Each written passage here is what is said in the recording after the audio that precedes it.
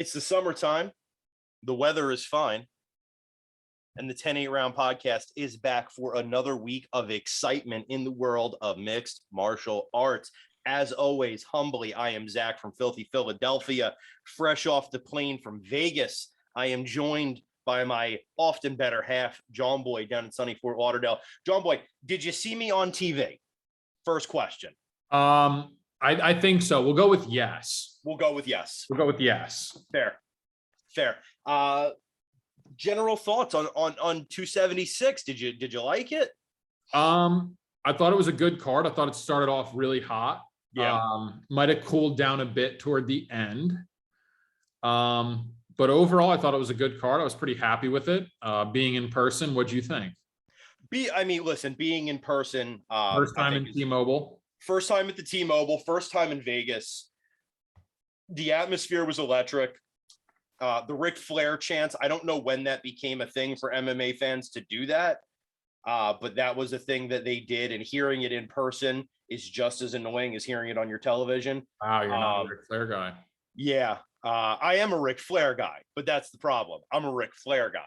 Wow. You know, there's only one styling, profiling, high-flying limousine ride, and that's Ric Flair. I don't need to hear everyone's impression. That being said, electric atmosphere in the T-Mobile, absolute blast. I thought the card was better than average. I would give it a very good, maybe not a great, but I would give it a very good rating.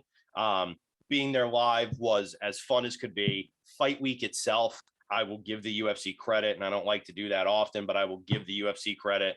Fight week was a lot of fun. Hall of Fame ceremony, fantastic. UFC X, the fan experience, fantastic. Vegas itself, great town, obviously. I mean, I'm so wound up, John Boy, that I actually had to crack open an ice cold can of Killcliff CBD. I got the orange Kush flavor. I got 25 milligrams of CBD, as well as essential vitamins and minerals that a body needs. And let me see here. Wow.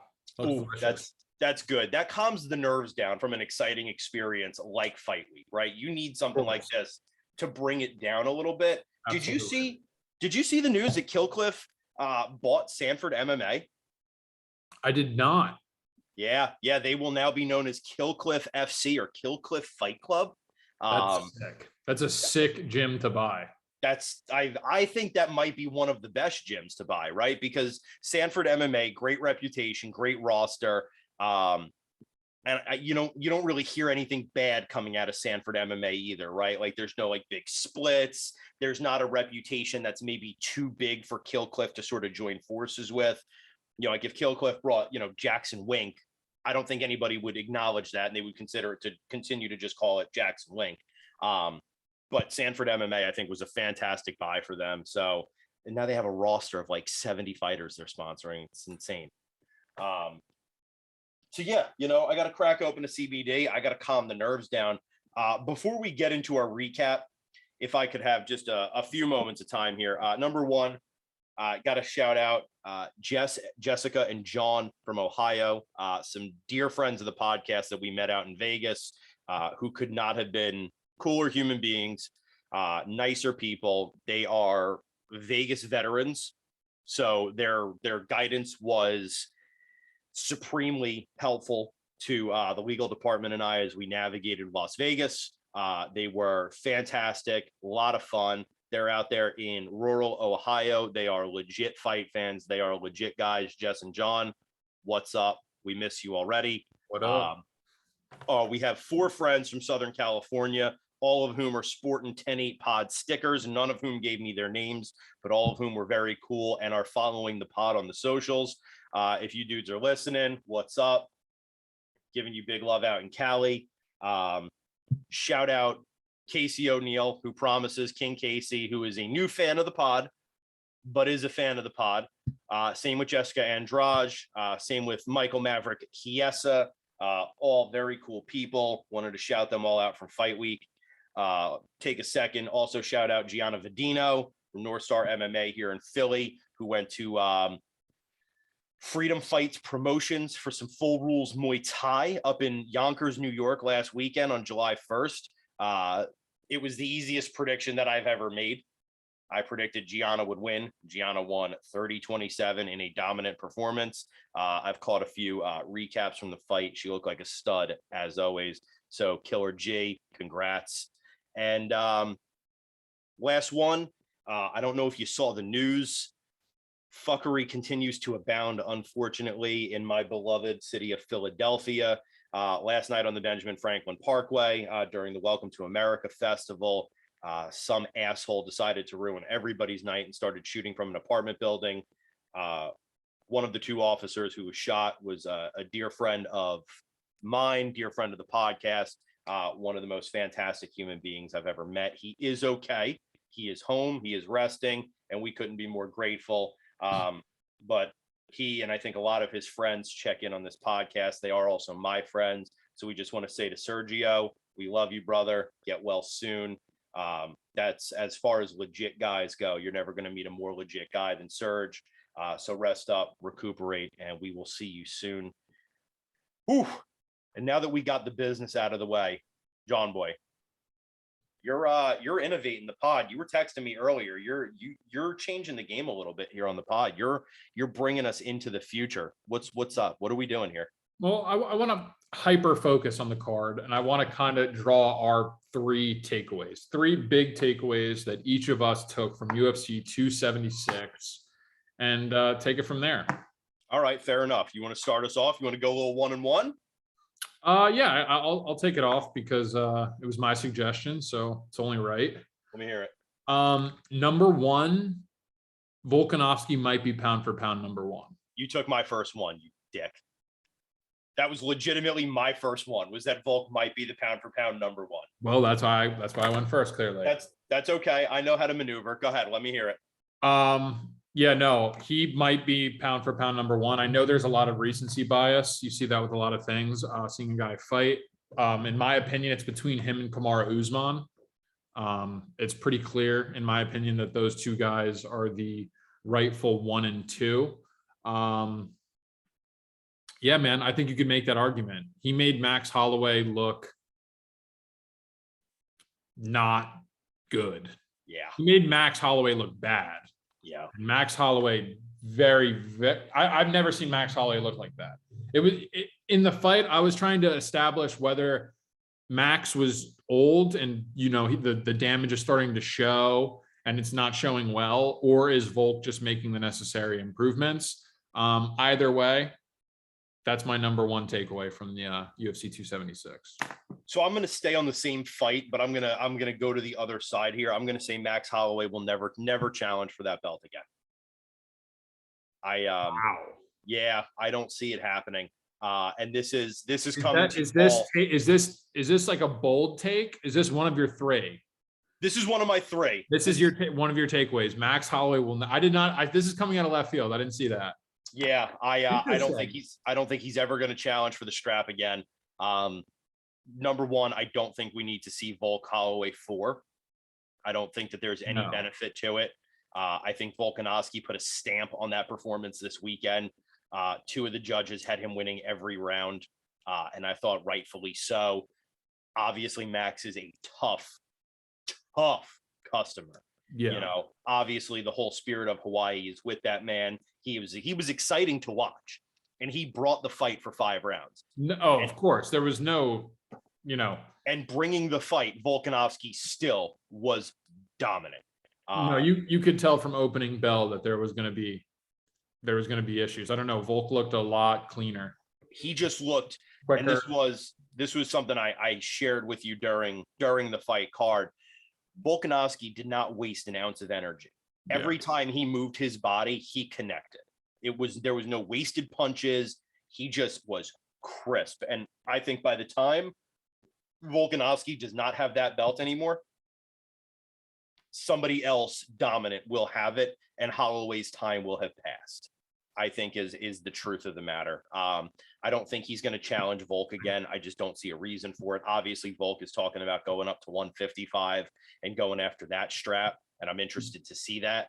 He probably should. He should, right? And I think, when he defends the 145, it's going to be against somebody else when he comes back to defend that. I mean, it's definitely Josh Emmett, right? It's going to be Josh Emmett. a guy who I want to say got absolutely zero fucking respect all week. I don't even Zero. I don't even think I heard his name mentioned on the broadcast once.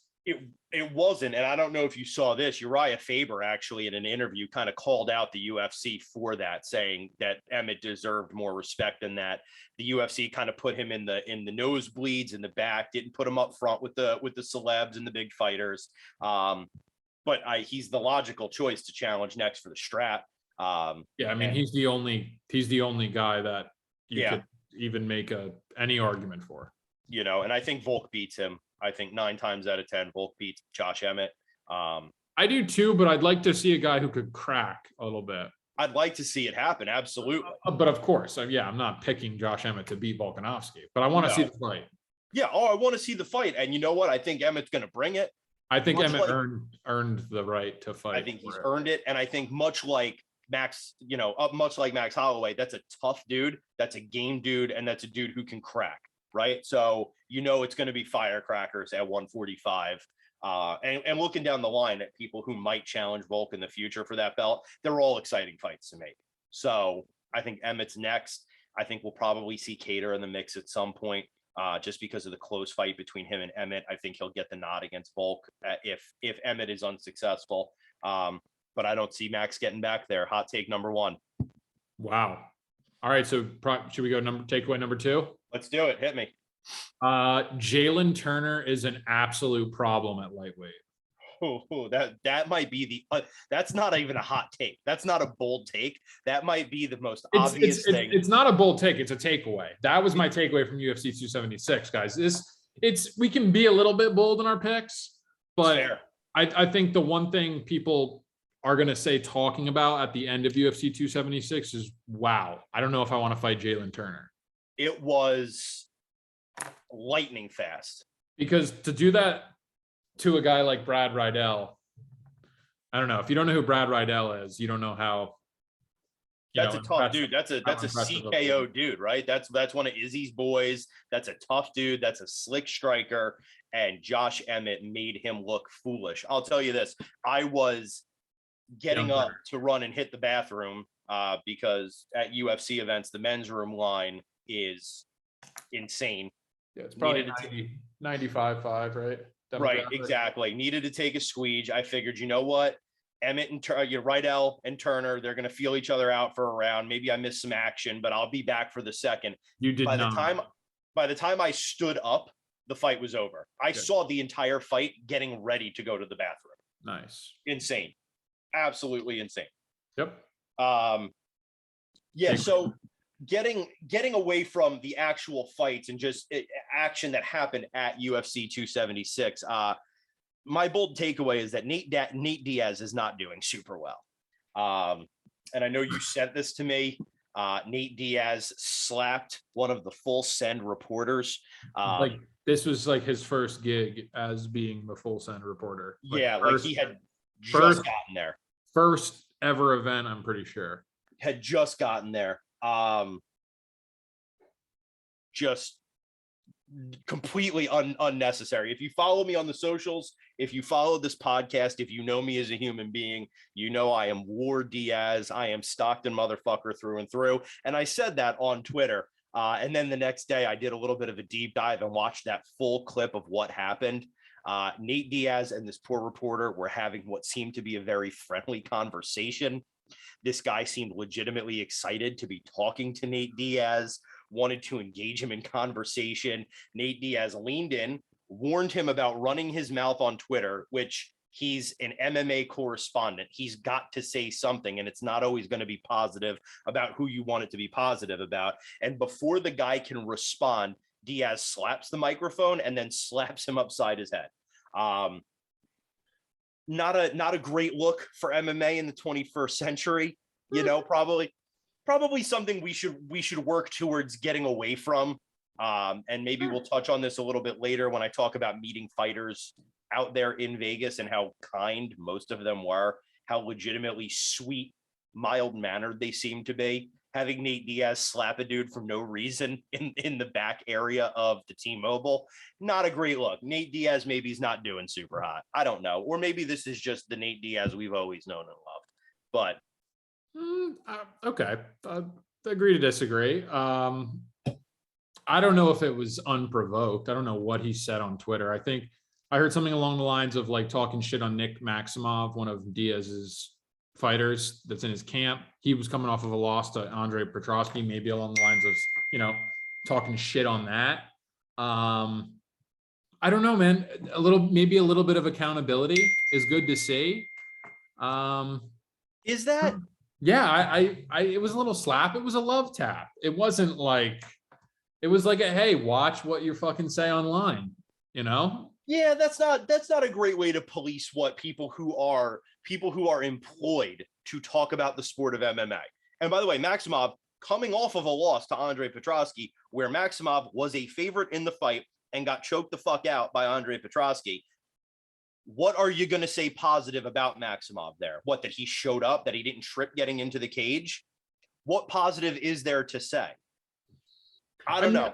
I mean, I don't know what he said, to be fair. I don't either, but that is just probably not the way we want people responding to MMA correspondents. You and I say some hot takes on here. I got to tell you, I'm hoping to not be slapped for any of them.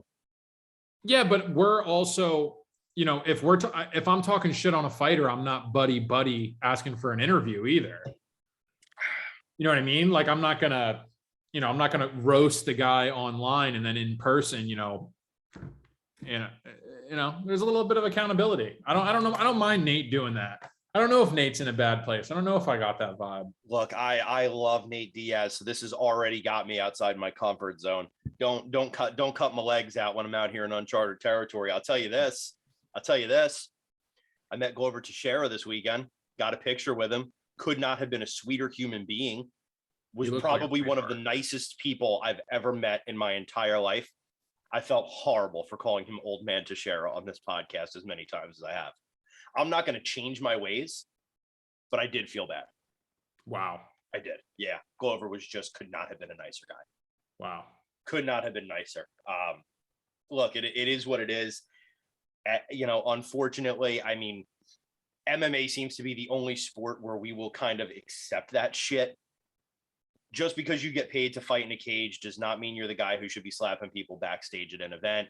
Just because this guy said something you didn't like on Twitter does not mean you get to slap him. And I don't think it means look, we say things about a lot of fighters, but if you put me in front of them and said, go ask them for an interview, I would do it. I'd absolutely do it. Criticism is part of being in the public spotlight, right? Maximov accepted that critique when he stepped into the cage and when he lost. That's the way it is. Doesn't mean you shouldn't be able to interview Nate Diaz, one of the legends of the sport. Yeah, but Diaz doesn't know him shit. I don't know. I don't know that it's about an relationship either. I mean, yeah, none of these fighters owe any of the MMA correspondents shit. Doesn't mean they should get slapped for having a hot take on Twitter. Yeah, but you're saying that if Maximov enters the UFC, he has that responsibility. And I think the reporter does too. As soon as he steps in there, his actions can have some accountability still. Yeah, I don't know. Is the slap the right way to go about it? I don't know, but I didn't think it was that brutal. It's a Stockton slap. That's nothing. Diaz has been dealing with that his whole life. I feel like that's. I mean, that's a jab for Nate Diaz. A Stockton slap is a jab from any other fighter. But you should expect that, I think, from Diaz. He's the one. Fairness, he's the guy who he doesn't fuck around. Even if Diaz is in a good mood, you might be able to expect a Stockton slap. But are you going to talk shit on? Who are the two guys you're not going to talk shit on and then ask for an interview? I'll tell you, Nate Diaz and Jorge Masvidal. That's it. Super necessary. All right. I don't know that I agree with it, but here we are. Here we are. I had my hot take. Give me your number 3. Number 3. Is Adesanya going to be forced to wrestle in his next title fight? That's my next takeaway. Well, I think if he wants to be... Basically, Alex Pereira is the real deal. More than the real deal. Yeah. More than the fucking real deal. Yeah. I don't know if he's going to be able to take the same approach that he's been taking in his last couple of fights against Pereira. So, well, history would say no, right? Yeah. History would say absolutely not, because Pereira has defeated Israel Adesanya twice in kickboxing, which is what Israel Adesanya has done in the UFC cage, is kickbox. So He's going to have to do something. I don't know what.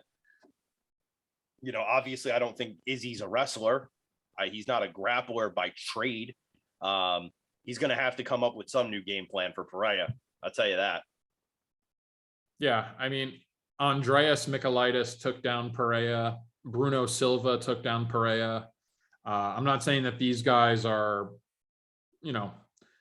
great grapplers by any means, but are they better than Adesanya? Maybe. That they probably are better than Adesanya. Well, Izzy's never really had to grapple, right? And the one time that he was ever put in a position to grapple, obviously he was up 20 pounds. He was against Jan Blachowicz, but he did not have a. You think if he fights Pereira, he shoots takedowns? I don't know if he does, but I think he should. I don't know if he does, but I think he should. That's fair. He's tall. He's lanky. He has a good probability of getting in on a leg and holding on to it. The physics of wrestling would benefit Israel Adesanya, I think, against Pereira, right? You look at the lever action of grabbing a leg and lifting it up to take someone off their feet, and Adesanya is built to do that. But can he do that? I don't know. I don't know if he can. I think but then you come up with another interesting problem, right? He and Pereira are both kickboxers, which means if you misstep on that shot for a takedown just once, you're going to get a knee to the face, and then you're in a real world of shit. Yeah, no, I'm not saying he shoots a takedown. I'm curious. I don't know. We'll see how that unfolds. I think if we're in a universe where I don't have to answer for anything I say on this podcast, where I don't ever have to justify what I would say, if I'm at CKO, I'm probably going to work a lot of cage work with Izzy, back Pereira into the cage, work on inside leg trips, work on kind of sweeping his feet out from under him so that you don't put yourself in danger of shooting a single or a double and getting a knee to the forehead. Izzy's long, he's rangy, he's a strong guy. He should be able to do that. Kind of working Pereira back into the cage and then doing the inside trip, I think is his best path. We're going to have to talk more about that, I think, later on in the podcast, because we're going to have to answer the question now, the too soon to tell of, can Izzy beat Pereira? Do we think Izzy will beat Pereira? Vegas lined it pretty close. So, but I guess let me jump into my third takeaway of UFC 276. And this is, I don't think it's a hot take. Maybe you will. I know you're up on MMA Twitter like I am. I know you watched UFC 276, so you probably heard the cavalcade of boos that rained down on the Adesanya Cannonier fight. Here's my takeaway. If you booed that fight, if you took to Twitter to tell the world how boring you thought that fight was, MMA ain't for you, homie. It's not for you. And if you think that it is, there are highlight reels you can find on YouTube. Type in most brutal MMA knockouts, most brutal MMA submissions, and you can find all of the knockout porn that you want. That's not inherently what the sport is about. And I take two separate approaches here of why that pissed me off. Number one, and this is separate from the two takeaways, people were leaving that fight in the third fucking round. I saw that. And now I know most of the people there are not Las Vegas residents, which means you traveled to be there. I know how much tickets cost to that fight, which means you paid out the nose to be there. And because somebody didn't get brutally knocked out by the third round, you're going to leave. You're a fucking casual and you fucking suck. That's number one. You're a fucking casual.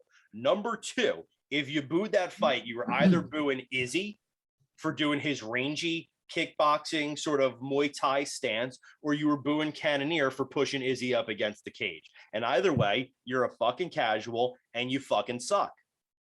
First of all, that's how Israel Adesanya fights. And Israel Adesanya is the champion, so clearly it works. He fights at range. He moves very awkwardly. He throws a lot of jabs. He throws a lot of leg kicks. He throws a lot of stuff to the body, and it works. And the goal of mixed martial arts is to find out who the best fighter is. That means rounds are scored. That means fights are timed. You don't have to knock somebody out to be a better fighter than them. If you can get off shots better than they can over an agreed upon period of time, you're the better fighter.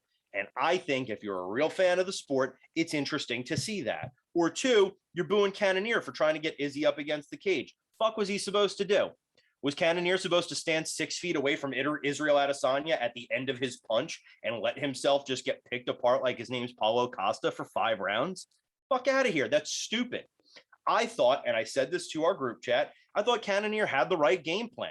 I don't think Cannonier was good enough to pull it off, but I think the right game plan for a guy like him, who's a tough banger, but isn't a wrestler, is to get on the inside, try to cut down on Izzy's range, try to work shots to the body, try to throw knees to the legs, try to wear him down over a period of time until you can get in there and get your shot off. Thought it was the right game plan, and I thought he went after it in an admirable way. And Israel Adesanya did Izzy stuff. From the time he walked out of the fucking entranceway to the time he got his hand raised, he was doing Izzy stuff. An electric walkout with a strange but awesome gimmick, and then a fight that was kind of awkward to watch. That's his fighting style. You want to boo him? You want to take to Twitter, talk about how boring he is? Fuck out of here. Go watch WWE, bro. You'll get all the action you want. You can get all the scripted drama you want. This is MMA. Not everything's going to be a knockout. Sometimes somebody's just going to showcase their ability in a dominant fashion, and they're going to win a fight. And that's the way it is. Somebody doesn't have to get CTE for it to be a good night at the T-Mobile Arena. Fuck out my face. Your thoughts? You done? For now. I may wind back up. Does Kill Clip have a CBD extra strength? They may. Let's get in touch with the guys at Kill Clifford. And let's find out if they've got maybe a 30 or a 45 milligram. We might need to get in touch with somebody on staff over there. We may have to. Okay. There was a lot to take in. I liked it. I love the passion. I disagree with one thing that you said. All right. But I do agree with the first thing that you said. To the people that are bitching that the fight didn't go the way that they wanted to, or it was fucking boring, or whatever, it was predictable. Oh, Izzy's boring. He's doing this all the time. If you're a betting man, then fucking bet the decision. Bet the over. If it's so fucking boring and you know it's going to happen every time, you should be thankful, because you'll be cashing tickets every fucking time the guy fights. The guy wins fights. This is what he does. So if you bet on Israel Adesanya, the guy wins you money. I don't give a fuck how he gets it done. So him getting any criticism whatsoever is absolutely not deserved. If anybody should get criticism, though, in my opinion, it is Cannonier. I don't think he had the right game plan. He lost 50-45, right? He did. So I think either one or two of the judges gave him round 3. Okay. So, pretty much he's down, 3 rounds. After 3 rounds, he's down 3 rounds, right? Sure. After 2 rounds, he's down 2. In the corner, you have to make somewhat of an adjustment. From Izzy, I understand why he kept it at range. I understand why he kept it at sparring distance. I get it. He was winning the fight. He was cruising on score. Why engage? Why put yourself in danger? I thought Cannonier could have put himself in a little bit more danger. That's probably the only time he's ever going to get a title fight. You're down 2-3 rounds. I don't know. I thought he could have pushed it. I thought he could have put the gas a little bit more on the pedal in the 3rd, 4th, and 5th round. I haven't seen any criticism of Jared Cannonier at all. I've only seen it on Izzy's behalf, which is absolutely fucking absurd in my opinion as well, though. I definitely agree with that. I don't know. I just expected a little bit more out of Cannonier. Have a little bit of sense of urgency when you're down 3 rounds. You're definitely down on the cards. You're definitely not winning rounds. It's time to do something. Wake up. This is it. And I don't altogether disagree with you, right? I think that's a fair assessment. Mm-hmm. But my response is, Cannonier was never going to win a decision over Israel Adesanya. It just wasn't happening. Israel Adesanya is a points fighter, right? I know. I guess swing for the fences then. You know what I mean? I understand CTE, but I get that, but you're a fighter, and Absolutely. if I'm in his 100%. corner, that's what I would want. I would want him to at least go out on his shield than that. I get it. And I don't It's a title disagree fight. with you. But what You're headlining International Fight Week. my question is, what was he going to do to hit the gas, right? What would he have done differently? Israel Adesanya's reach is fucking insane. You go charging there, he's going to sidestep, he's going to hit you with a little two-piece. I get it.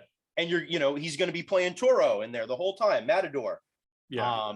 I don't get the critique on his behalf. He can do whatever. I don't either. If he's winning and he's cashing winning tickets, it confuses me that people complain about that. I don't get that.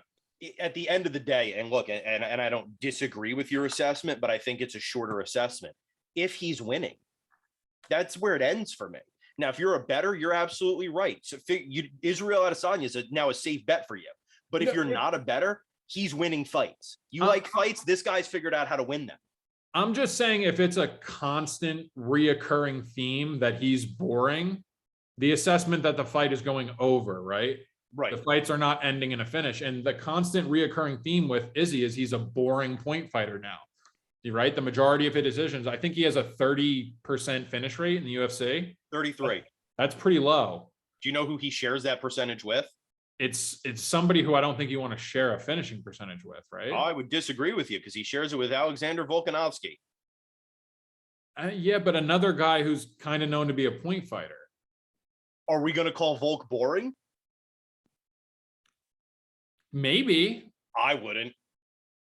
After watching him piece up Max Holloway, one of the best boxers in UFC. I'm not going off of one fight. I'm going off of a full-blown resume from Volkanovski. Well, he had 3 fights against Holloway. I would not have called any of them boring. All decision. All decision, but none boring. But all decisions. Okay. All decisions. He's not a finisher, though.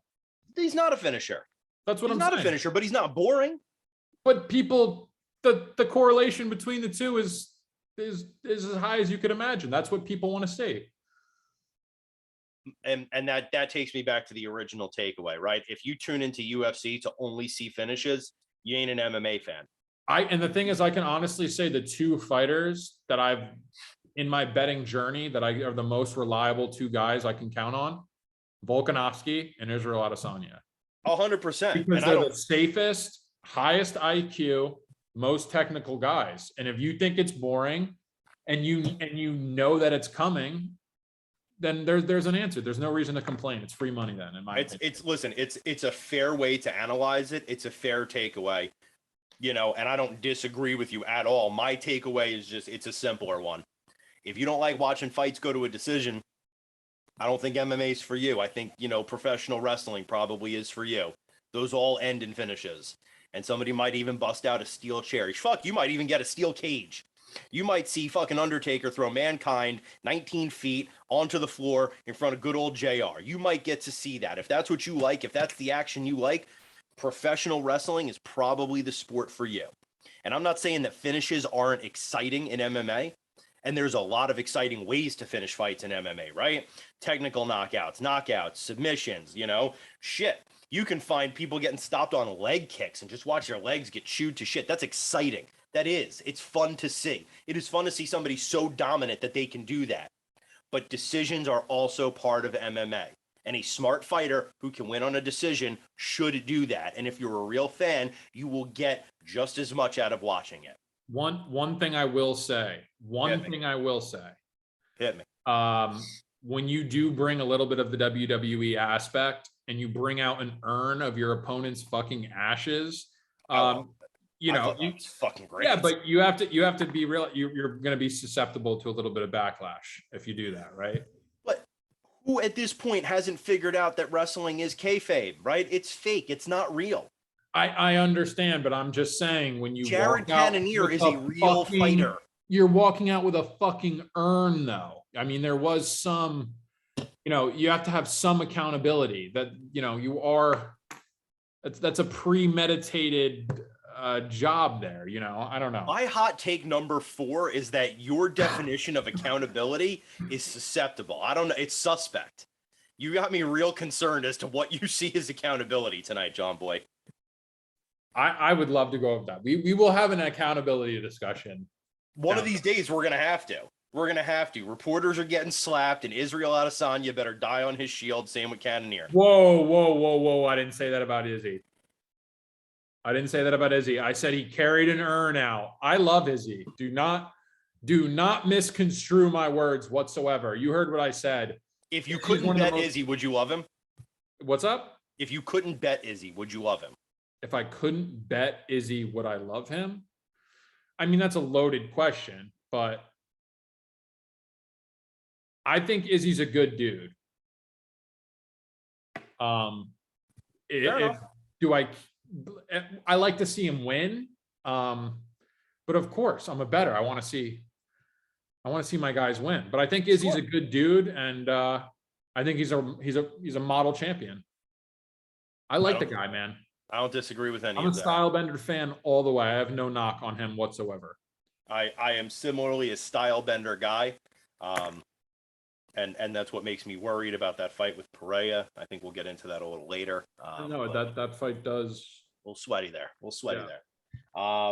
What else from anything else from 276? We gotta go over. I mean, Robbie Lawler got stopped by Brian Barberina. Sean O'Malley wanted out of a fight. Sean O'Malley defeated Pedro Munoz by TKO.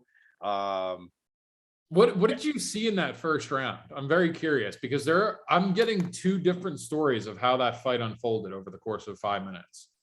I'm seeing O'Malley and people say that he dominated that first round. Did I miss? He lost it on the scorecards. He did lose it on the scorecards, and I think rightfully so. I think there are two things that are working against logic here. Number one, I didn't realize this until I was live for it. The Sugar Show is real. People are rabid fans for Sugar Sean O'Malley. I mean, they are. I'm not doubting that at all. Rabid.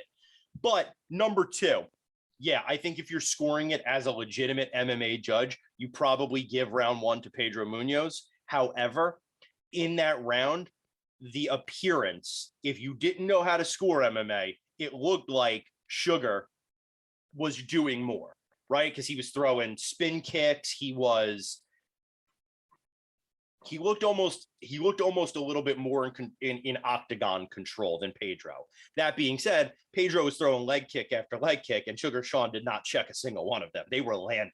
So you're absolutely right. On a logic, Pedro Munoz won round one, but Sugar Sean looked, I don't want to say like he looked like he was more in the fight because that's not accurate. He looked flashier in the first round. And I think if you're watching it and you're a believer, you're a subscriber to the Sugar Show, that you got the premium content, you're gonna tell yourself that means he won the round. I don't think he did. I also do not think Pedro Munoz wanted out of that fight, as some people have said on Twitter, as I've said on Twitter in jest. I don't think Pedro Munoz wanted out of that fight. I think it was shaping up really to be a good fight. I thought Pedro won the first round, but Sugar Sean looked like he was ready to throw that weird shit that he throws, and it was going to make for a fun and interesting fight. I kind of hope the UFC runs that one back. I think it'd be a fun one to watch, but yeah, I think the Sugar Show fan base, the rabid fan base that it is, the almost cult-like feeling, I think it's growing. Yeah, I think by the time those two run it back, it's going to be worse. Yeah, I mean, he just got the Happy Dad sponsor from Nelk. Yeah. So, he's in every position to really blow up, man. Yeah, he is. All he's got to do now is keep winning. For sure, man. Exciting as can be. There's some exciting matchups for him as well. You saw Cejudo, little dickhead call out. I don't know if you saw that. Let's hold that. We'll hold that. We'll hold that for the end. I'm going to hold that one because I may have another hot take on that one. But we got a card coming up this weekend. We do. And once again, the UFC has said, nah, I don't need a smoke break. I don't need a refractory period. I knew that was coming. That's once an episode. Baby, I'm ready for round two. That's what the UFC said. They said, I'm ready for round two. Let's go. Let's get after it. I took a gas station dick pill. I'm ready to go. Jesus Christ. You ain't kidding. RDA versus Rafael Fiziev. That's a fun one. That's a nice. It's a nice little fight. That's a fun one. I Nice little like that fight. Do I need to pick a favorite? Please do. I'm going to pick Fiziev as the favorite. I believe it is Rafael Fiziev. Is it Fiziev? I believe it is Fiziev, yes. So because he is from that Eurasian Russian area, Yeah. typically that would be pronounced Fiziev, in that's how they do those sort of V's on the end. I 1000% am probably wrong. But in fairness, how many times has the UFC decided on the pronunciation of somebody's name knowing it was incorrect, and we've all just accepted it? So it happens. Right, common usage is Fiziev. Let's go with Fiziev. I mean, it's an international sport. I mean, there's some stuff you're not used to seeing. Shit happens. I mean, let me ask you, what is a guillotine choke? But I don't know, because the word is guillotine. Okay. Invented by Maximilian Guillotine in the 1700s in France. I don't know what a guillotine choke is, but that's what we all call it now. We all call it a guillotine. Gotcha. I'm getting hot. I need a sip of CBD. Is Mr. Fiziev the favorite? Am I correct? You would be correct. Yeah, I think rightfully so. He is the favorite. This is a 5-rounder, though. It is. This is a 5-round fight. I've never seen Rafael Fiziev. Can you say that for me again? I would have said Fiziev. Rafael Fiziev.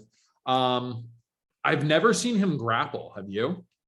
I have not, but I've seen him win some good fights. He's a kickboxer. He is a kickboxer with 7 knockouts. He's a big-time kickboxer. I've never seen him grapple before.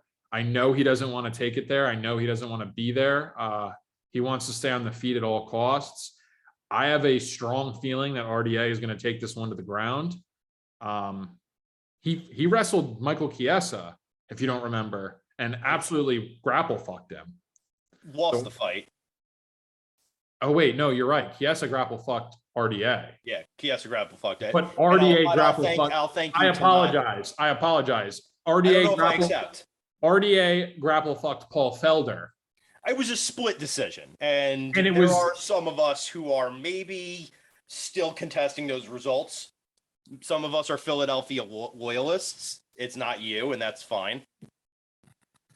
Okay, no. If you believe Paul Felder won that fight, you should be excommunicated from society.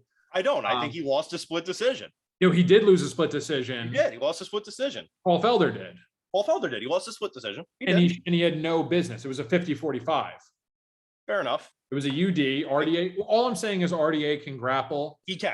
There's a big question mark for me if Fiziev can grapple. With that being said, I can't get to -220 pre-fight. This is a type of fight over the course of 5 rounds. I'm going to want to see how this thing plays out as a live bet. I just want to see, if Fiziev's cardio, 1, can hold up, 2, if he has any takedown defense, because we know RDA has the cardio and we know RDA is going to shoot the takedowns. So there's too many question marks for me to get on Fiziev here. Yeah, I mean, I might bet RDA. That's fair, right? People tend to forget now that Rafael dos Anjos was a one-time champion, that he has wins over some very legit dudes. He's got 2 wins in the bank recently, Renato Carneiro and Paul Felder. 2 losses before that, one to Michael Chiesa, one to Leon Edwards, but he was a dominant champion when he was the champion at 155. I mean, that's a legit guy, and he's having a slight resurgence now. He's not done yet, I don't think. So I think that's fair. I mean, he had a brief stint at 170. For those of you who don't know RDA, RDA was the 155-pound champion for a while. Lost to Eddie Alvarez. Underground King Philly. He had a brief stint at 170. Yeah. Kobe Covington pretty much put an end to that. Yeah. And then he's making another run at 155. We'll see. If I had to approach it, I would stick with RDA, but let's move down the line. Let's move down the line. Who's next? You tell me. What's the matter? You want to say it? I'm just want to make sure I'm looking at the co-main. I believe the co-main is Caio Barallo versus Armin Petrosian. Yeah. So you got Mr. Barallo with an 11-1 record. This has become sort of a thing for the UFC now. They put these recent Dana White Contender Series is kind of in these fight nights. That seems to be how they beef up their cards a little bit. Yeah. These two gentlemen both have one fight in the UFC. Mhm. Both of them have won that one fight. Mr. Barallo beat Gadzi Omar Gadzayev or Gadzeev, depending on pronunciation. And Armin Petrosian beat Gregory Rodriguez. Split, right? What's that? Split decision on that. Split decision. And before that, both of them had won their Dana White Contender Series fights. Barallo comes in with 4 knockouts, 3 submissions, 4 decisions. So he's kind of across the board. Petrosian with a 7-1 record, 6 of them are knockouts and 1 is a decision. I would pick Petrosian as the favorite here. You'd be wrong. Really? It is Barallo minus. Wow. He's a minus 200 favorite. Wow. And he's actually my pick of the card. Is he really? Yeah. Caio Barallo minus 200 is my favorite play of the card against Armin Petrosian. But we only bet dogs. We do. I mean, I'm going to get to my dogs, but I'm talking my favorite guy to win, my highest win percentage that I like on the card is Caio Barallo. Okay. But I got some dogs for you. Don't you worry about that. All right.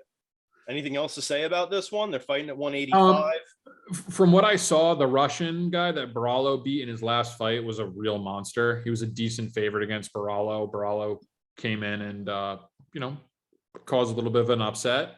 Petrosian had a really hard fought back and forth with RoboCop Rodriguez in his last fight. It was a great fight. It was a war of attrition, went back and forth. Could have went either way. I just think Barallo over the course of 3 rounds is going to be a little bit more technical. And I don't think Petrosian is going to be able to exploit him. I just like Barallo here. I think he's a big prospect to watch out for. Fair enough. Well, we're going to drop down to 135 after that. We're going to talk Douglas Silva de Andrade versus Said Nurmagomedov. Mm-hmm. Douglas coming in with a 28-4 record. Nurmagomedov with a 15-2 record.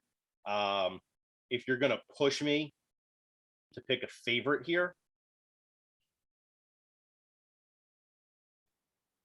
I would say it's probably Nurmagomedov.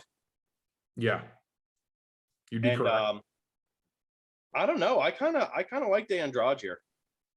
Yeah, no, I mean, it's usually safe to assume if your last name's Nurmagomedov that you're going to be the favorite in the book. It's just the way it goes. That's just, kind of how it is. Douglas Silva de Andrade is a beast. With a win over Chito Vera. A while ago. We're going back. I know, but there's a difference between Chito Vera now and Chito Vera, 5 years ago? Oh, sure. But, look, he's lost to some legit guys. He's beaten some legit guys. Yeah, his strength of schedule is nothing to be, sneezed at. He's fought the best guys. Petr Yan, when Petr Yan, nobody wanted to fight him. He fought him. Yep. Douglas de Silva Andrade is as live as they come as an underdog, as far as I'm concerned. I can't get behind Said Nurmagomedov at minus 265. I'm going to lay off this fight, but I think Silva's a live dog here. I may be circling back to that one. I don't know yet. Yeah. I don't know yet. Then we get into the big boys. We get into the heavyweights here. The UFC owes Chase Sherman another fight, so he's going to get it. And he's going to go up against Jared Vanderaba. Is it Vanderaba?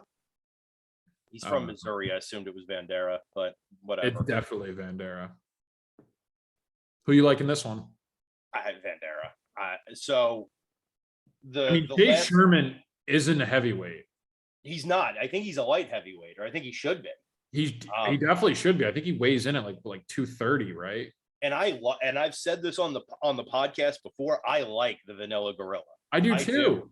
He's funny. I think he cuts a fun promo. He seems like he's a nice guy. He gets a relatively bad rap. Gets a bad rap.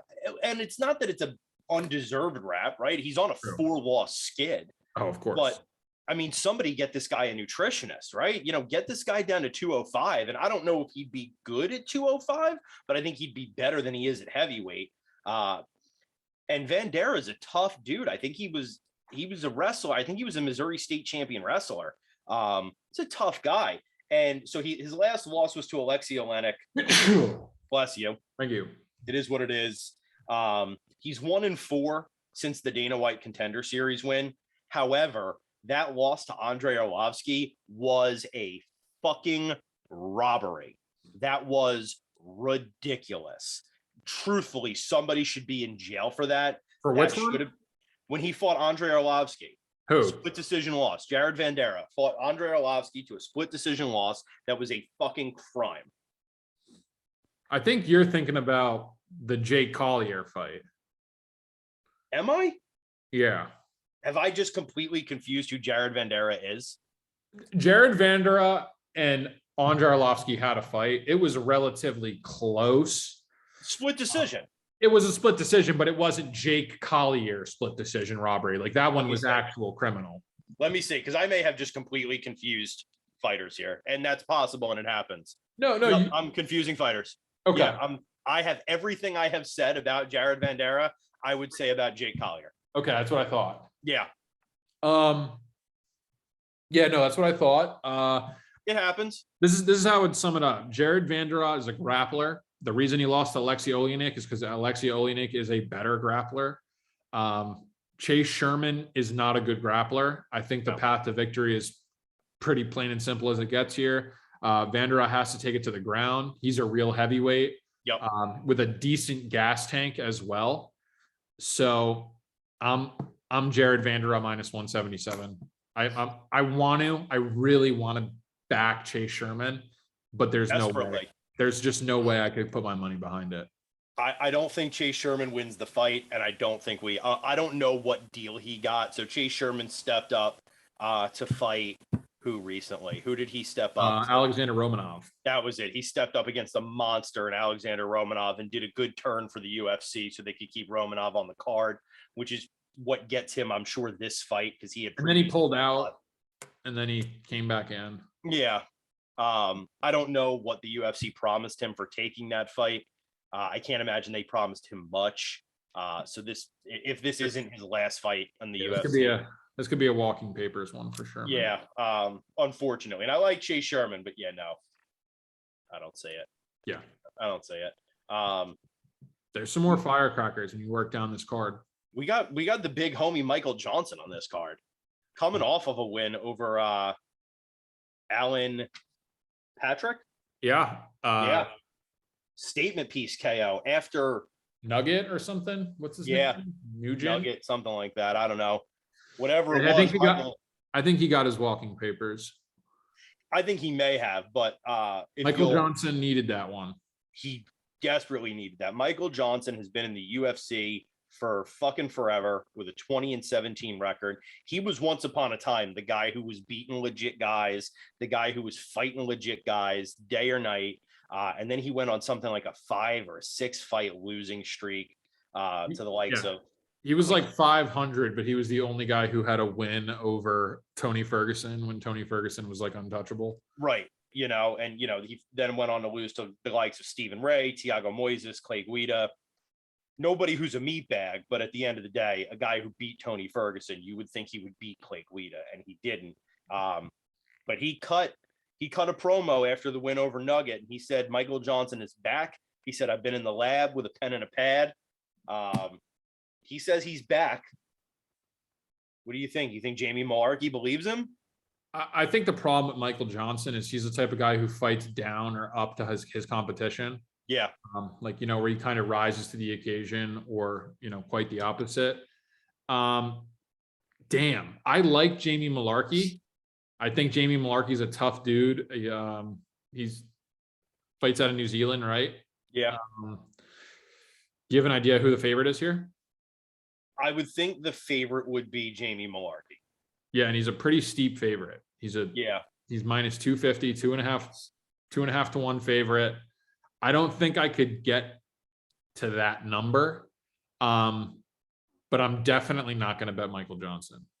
No, and I want to because I obviously like Michael Johnson. I mean, if you've been watching the UFC for a long time, you kind of remember when Michael Johnson was one of the scarier dudes on the roster.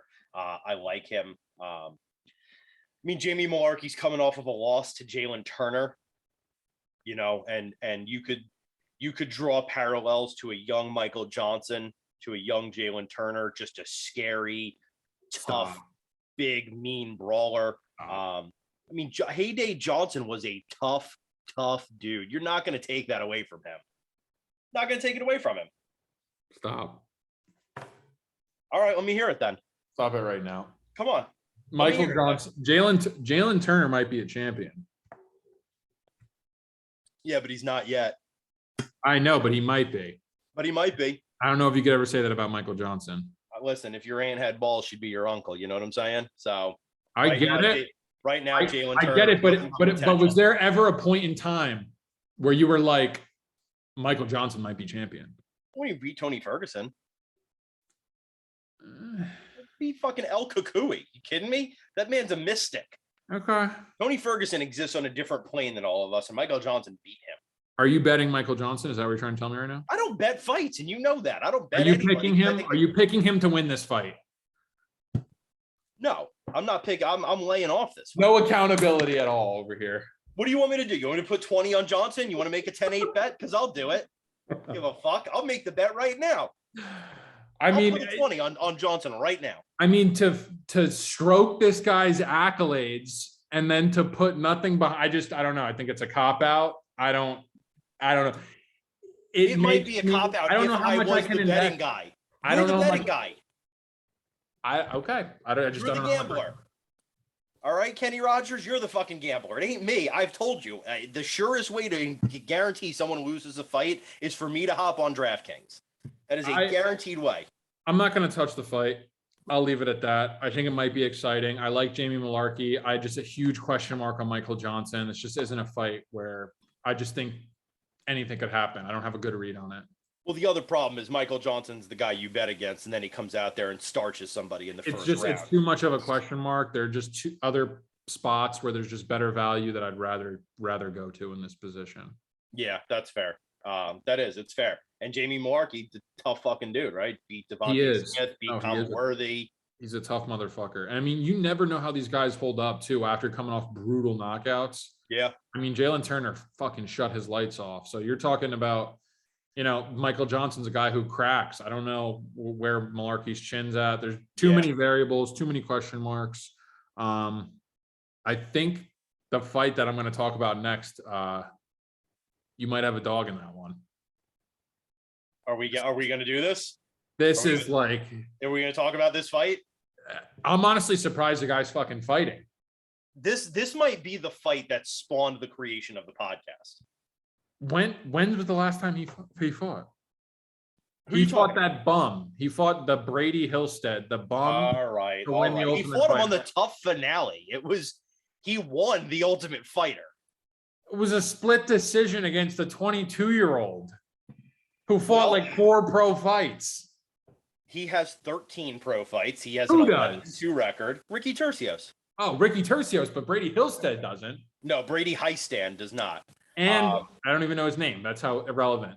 And Ricky Tercios. Oh, this isn't good for you. Very bad for you right now.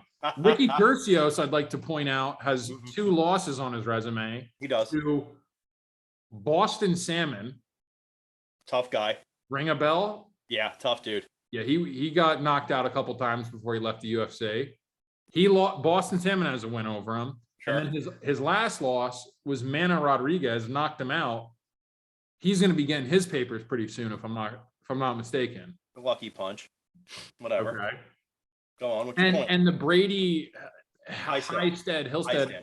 It wasn't. I didn't take too much from that. I like Ricky Tercio. I think he's a good dude, but we're talking X's and O's here, Zach. We're not trying to put stacks in the toilet, right? So you think that Iman Zahabi do not first of all, do not disrespect Firas Zahabi's younger brother like that. Iman Zahabi, the brother of renowned TriStar George St. Pierre head coach Firas Zahabi. Sure. Okay. With a win over Draco Rodriguez. Not a bad win. There's a future champion. And then a loss to Vince Morales and Ricardo Ramos. Ricardo Ramos isn't a bad loss. The Vince Morales one isn't great. You think this is the guy who's gonna he's going in there for a light night against Ricky? The thing is, there's probably two guys on the roster who I would never bet on. Sure. Who's number one? Ricky Tercio is number one. Okay. And then number two is probably Ayman Zahabi. Okay. So this puts my in a bit of a predicament, right? Yeah. Well, the problem is we've really already bet Ricky Tercios in a longer sense. Okay, well then I would like to, what they say, double down, I believe the correct terminology would be. Okay. I'm going to take Ayman Zahabi here. Okay. I don't want to. I've seen Zahabi fight. It's nothing impressive. He's technically sound. I'll give him that. I would expect that being a TriStar legacy. And I think that could poise problems for Ricky. And I'm going to bet it just on the fact that if anybody's an underdog against Ricky Tercios, it's an automatic spam bet for me. I don't care who it is. Fair enough. And that's it. That's the assessment. You can take what you want. You can fade the shit out of it. Let's hear it. Listen, I don't, what's there to say? So for those listening at home, John Boy and I have a long-standing bet. I posit that Ricky Tercios will one day be in the top 15 of the 135-pound division. Yep. John Boy says never happen in a million years. We got a sawbuck on that bet. Yes. We got a note. We got a C note on that bet. Mm-hmm. So I think this is going to answer, I think, that question. I think this is going to tell us both where that bet is at. How does Ricky look? This is definitely going to tell us, can he beat somebody that would be inside the top 60? Sure. Right? And listen, the journey of 1,000 miles begins with what? Baby steps. Begins with one step. I get it. So the reason that I made the bet back then, and the reason that I'm not ready to fade Ricky just yet, is this. Ricky has an awkward and unique fighting style. He's one of those guys who seems to have sort of rubber bones on the ground. And really what kind of started to turn me towards Ricky a little bit, because I wasn't super hype on him during the season of The Ultimate Fighter. I was not super high on Ricky as a fighter. I thought he seemed like a very cool person, but I was like, I don't know, this dude's just going to get starched at some point. And then it did not happen on the season of The Ultimate Fighter. And while Brady Heistand may not be the person that you want to hang your hat on, that was a season of some tough dudes and some stiff competition and some good coaching, I thought. Ricky Tercios is just, it seems like nobody he's fought seems to be able to hold him down. They can't keep him on the ground. And I think against Zahabi, who is a technical fighter, I think that could pose problems. He seems to have Gumby limbs, which you'll see with guys in the UFC sometimes, that you can't really discern their style very well. But when you watch them, it seems like they're just made of gummy bears and olive oil. They just slip out of everything, and eventually they just end up on somebody's back. It seems almost by accident, but it happens. And that's what I see in Ricky Tercios. Now, does he have enough of that Gumby energy to make it far in the UFC? Probably not. Not in a division like the 135, which is a tough fucking division. But I think he might have enough gas to get ranked in the top 15. And I think this Saturday is going to answer that question. Listen, I made the bet. I'm not walking it back. If he doesn't make top 15 before he gets cut, you're going to get a $100 bill from me. I'm not walking it back. I'm a man of my word. I'd like to get you a little fired up. That's all. But I'm going to give the honest assessment of what I think of Ricky Tercios and why I made that bet. Is he going to be champion at 135? No, probably not. You think he wins this fight? Honestly, I don't know. I don't know. I think this fight is going to answer the question mark around Ricky Tercios. He hasn't fought in a while. He was inactive for a while. Mm-hmm. But I do follow Ricky on the socials. I know he's training. I know he's in the gym. He's down there in Gracie Woodlands in Texas. I know he's getting after it in the gym. I don't know. I think if he beats Zahabi, I feel confident in my bet. If he loses Zahabi, I think probably I put a $100 bill in the drawer here and get ready to mail it out. I think he's got to beat Zahavi to sort of solidify that he might be somebody who's at least worth giving some bigger fights to.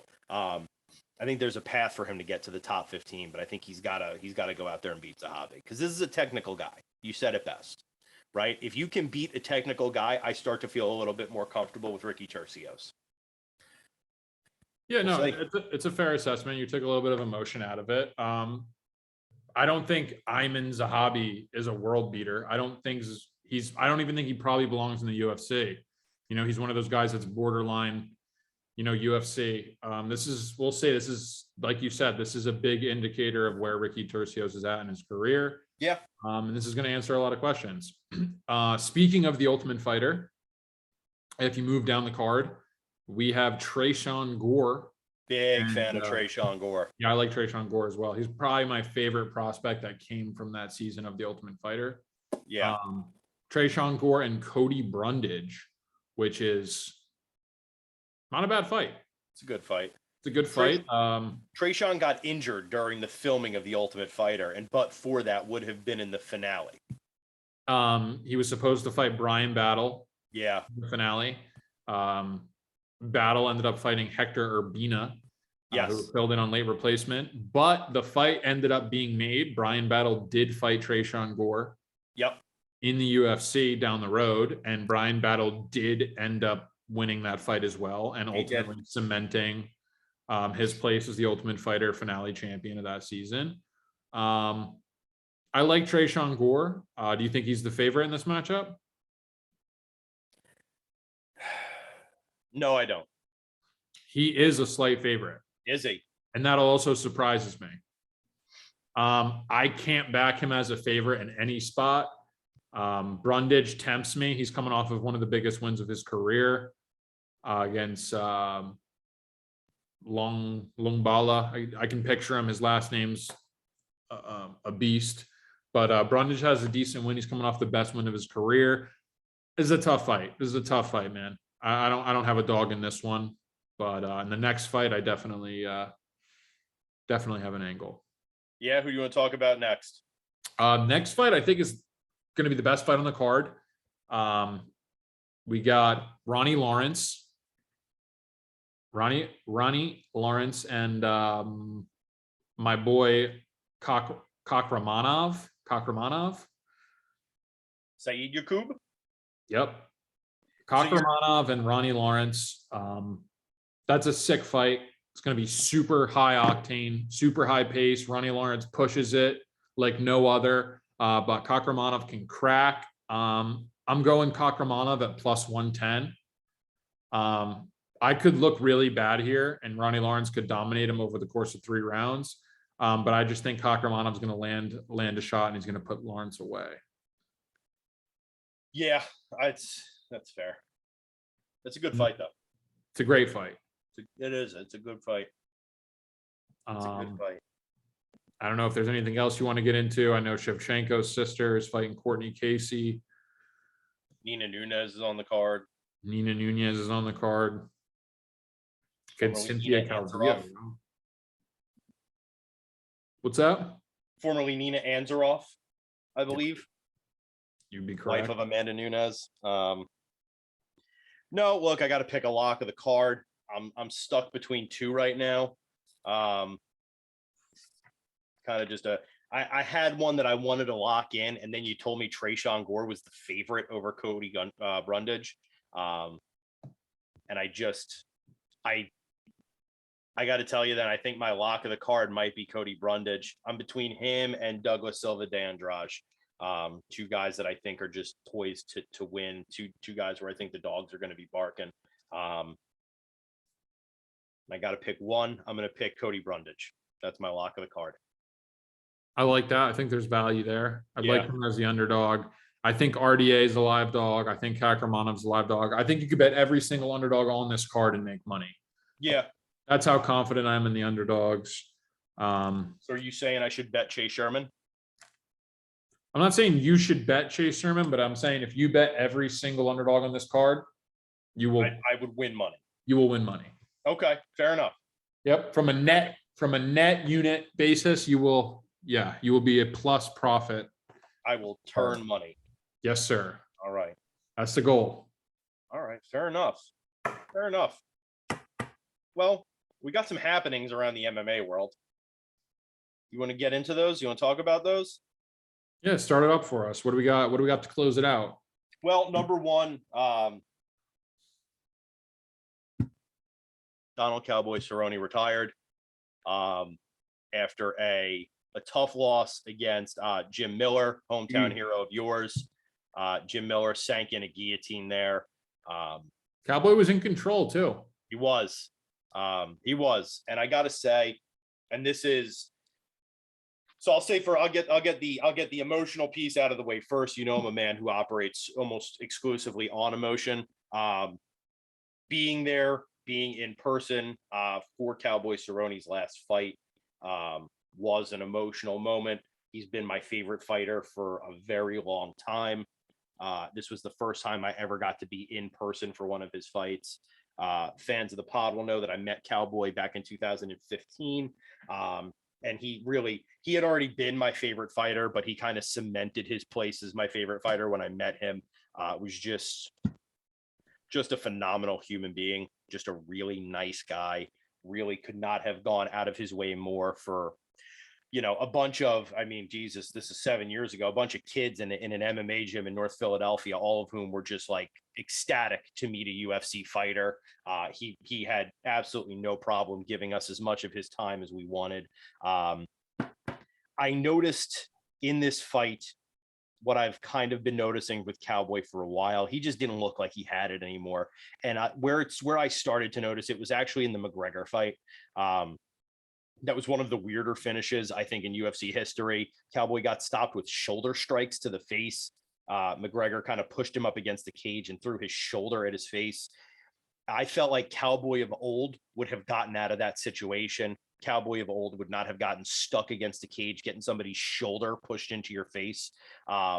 He did not get out of that situation. I felt like after that, it's been a steadying decline of how much Cowboy Cerrone really looked like he wanted to be a UFC fighter. And he said that to Joe Rogan on Saturday night. He said, you know, I don't have it anymore. I don't want to do this anymore. He said, I want to go be a movie star. He said, I want to go drink beer. I want to get fat. I want to enjoy my life. And I can't think of a guy who deserves to enjoy his life more than Donald Cowboy Cerrone. You know, I also did not know that he was filming a movie during fight camp. He's filming a movie with Gina Carano. Yeah. That was also they're making alt-right cowboy movies so that Ben Shapiro can jerk off to them in his basement. You know, listen, secure the bag. You know what I mean? Secure the bag. My own personal feelings aside, secure the bag, Donald. Get that money. I will say I've seen Cowboy in a few things. Not a bad actor. He was in there was a Western movie that came out recently that highlighted the life of a black lawman in the West, whose name is escaping me right now, but he was Bass Reeves was in it, who was the inspiration for the Lone Ranger, but it just dealt with black outlaws in the Wild West, and Cowboy Cerrone was in the movie for a short period of time, but Cowboy Cerrone was exactly as good in a Western as you would have wanted him to be. And now he's doing Western movies, and I say, secure that bag, Donald. You've earned it. I hope your life is filled with ATV rides with your kids around the BMF ranch and wakeboarding and Budweiser and everything else. I have a question for you. Mm-hmm. Does Cowboy Cerrone belong in the Hall of Fame? Yes. Okay, I agree. MMA Twitter was lit up, I think. And without question. So MMA Twitter was lit up, and it got me to thinking. He's never held the championship, right? He's never held the UFC strap. And I think a lot of people on MMA Twitter don't like Donald Cerrone for his political leanings. And I think that colors their view of Cowboy a little bit. I think he belongs in the Hall of Fame as being a trailblazer of the sport, as being somebody who was down to fight anytime. But somebody said on Twitter, they said fighting a lot does not get you a spot in the Hall of Fame. I think he did more than that. Is Nate Diaz a Hall of Famer? I say yes, right? But I think Twitter might disagree with us. No. But of course, I think you're going to get more support for the Diaz army than maybe Cowboy from certain fan bases. Yeah, I mean, those people on Twitter can eat a bag of shit too. Listen, Twitter as a whole can eat a bag of shit. It is the worst neighborhood I've ever been in, is Twitter. It's the worst place in the world. They'll never put it down. No, but I'll never put it down. I will never walk away with it. You know, I don't see a way that Donald Cerrone is not in the Hall of Fame as a trailblazer of this sport. You know, and I'm sitting here to confirm it right now, because I have a little end piece on it. Yeah, no, nothing's coming up here. This is, thank God for computers, right?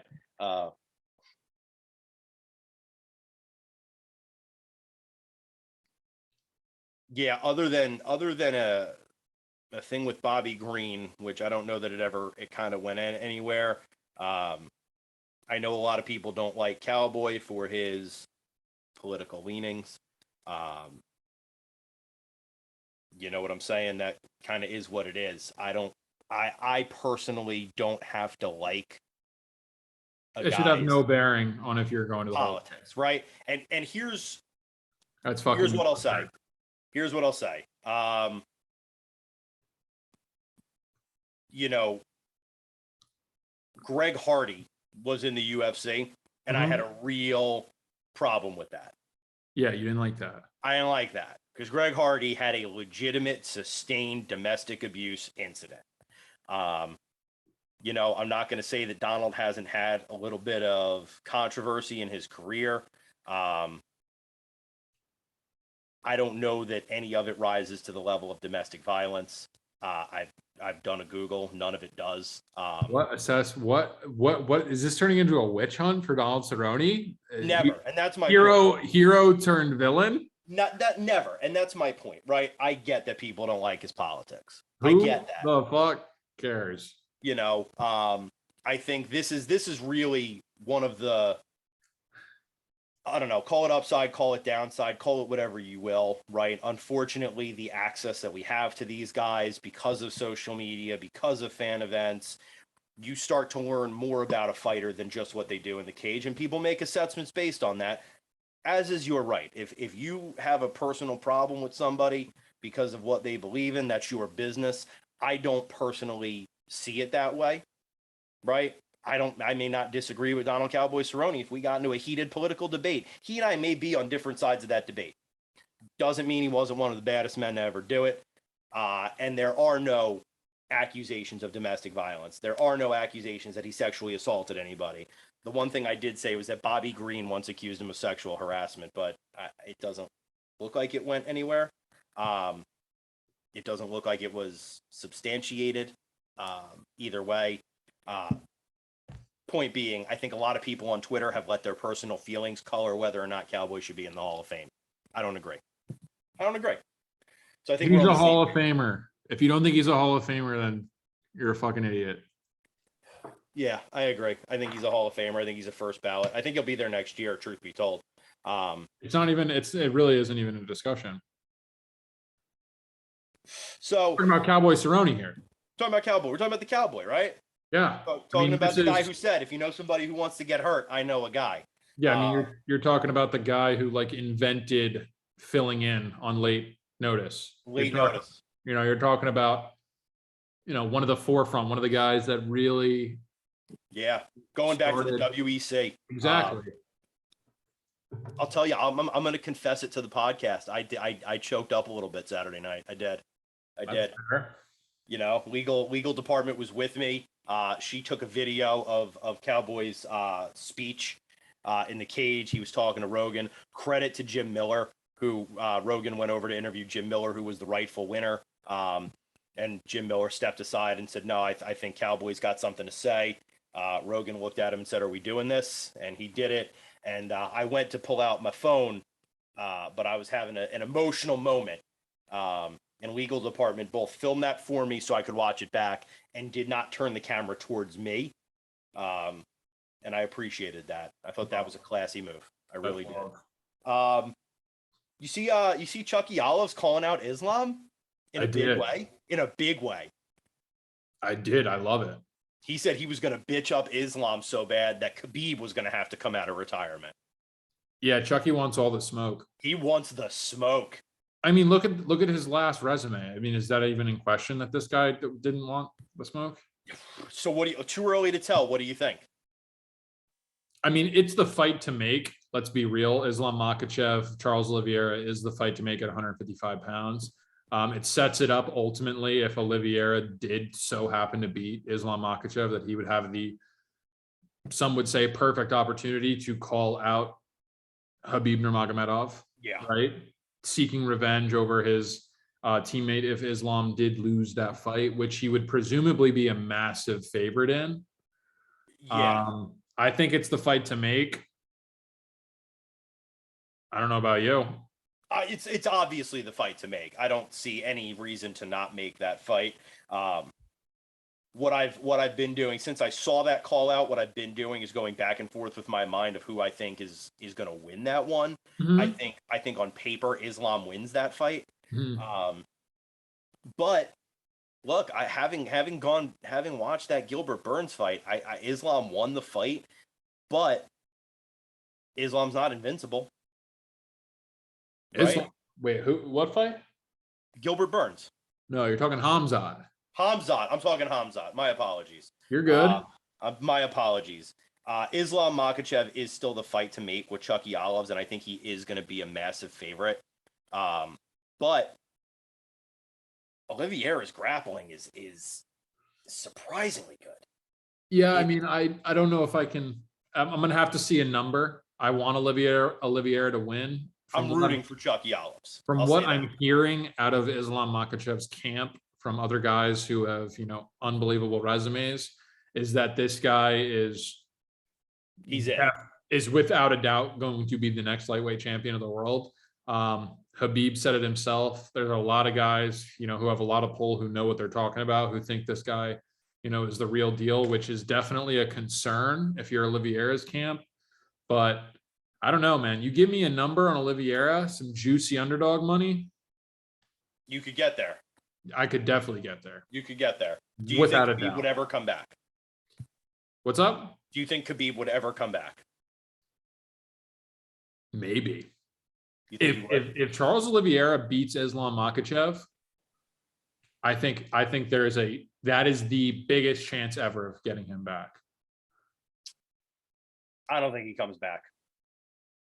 No, I don't think so. I was at the Hall of Fame ceremony on Thursday. I saw Khabib's acceptance speech into the UFC Hall of Fame. He did not sound like a man who had any notion of coming back to fight again. It sounds like he's pretty content as a coach. It sounds like he's starting to find his groove as a coach and following in his dad's footsteps as a coach. I don't see it. I really don't. I know everybody wants Khabib to come back. I think we're going to have to just let that go. I think Khabib's legacy is cemented.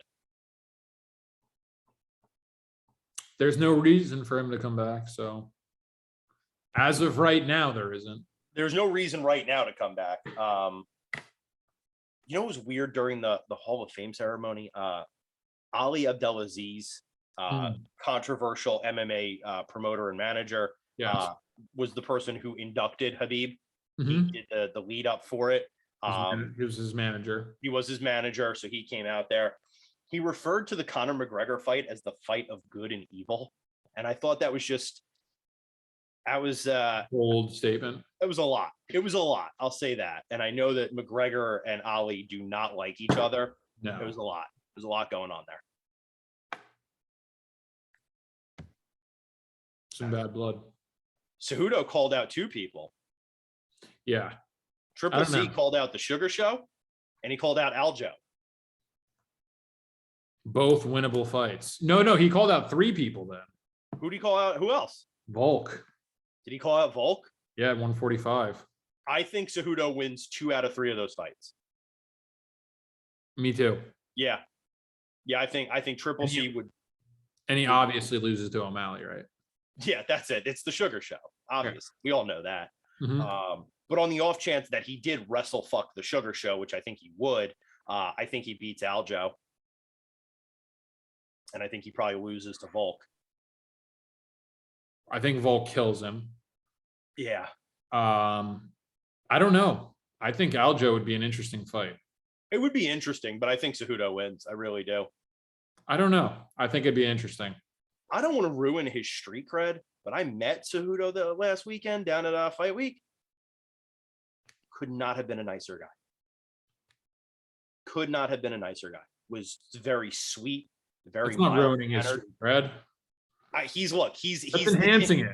He's the cringe king. He's got this whole image he's trying to cultivate here. He fucking interrupted Sean O'Malley's post-fight interview and bitched him up. I mean, made Sean look a little bit stupid during the interview. Yeah, he looked like he kind of shit his pants.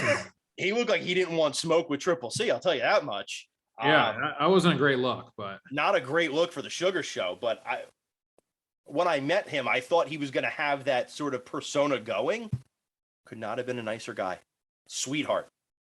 Was engaged, wanted to talk to me in the legal department about the Philadelphia 76ers and Tyrese Maxey, and could not have been a nicer guy.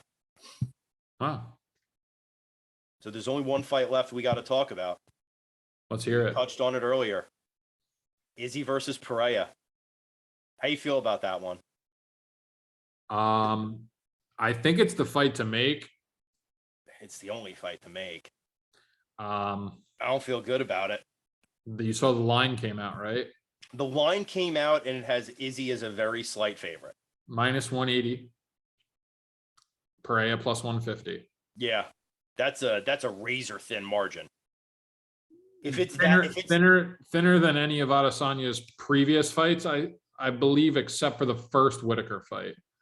The first Whitaker fight, I think Whitaker was a slight favorite. Or maybe like a slight dog. With the line opening up that close, you're the betting guy. With the line opening up that close, by the time that fight actually happens, is it possible that Pereira is a favorite?